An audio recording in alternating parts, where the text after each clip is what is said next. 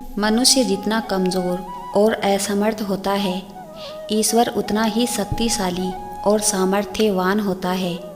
व्यक्ति की अटूट श्रद्धा और विश्वास उस ईश्वर की कृपा को प्राप्त करने का जरिया बनता है।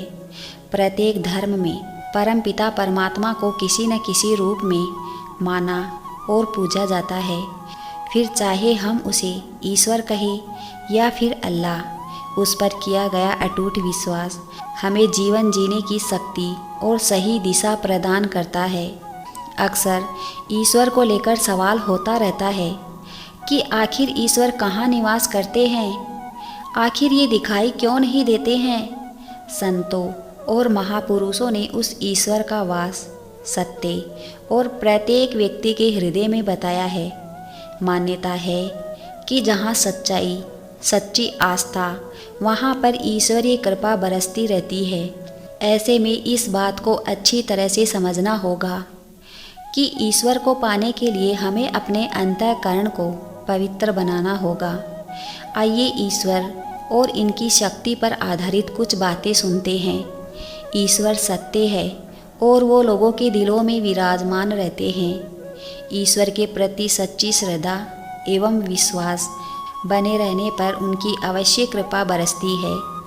ईश्वर को पाने के लिए सिर्फ सिर का झुकाना काफ़ी नहीं होता है।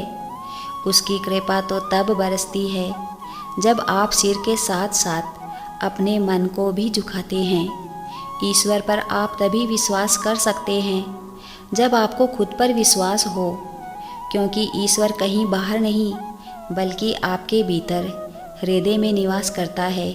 जिस प्रकार दूध में मौजूद होते हुए भी घी किसी को दिखाई नहीं देता है, फूल में गंध होने के बाद भी नज़र नहीं आती है, उसी प्रकार हमें अपनी बुराई, दूसरों की भलाई, बीज में छिपा वृक्ष और सभी जगह मौजूद ईश्वर नज़र नहीं आता है।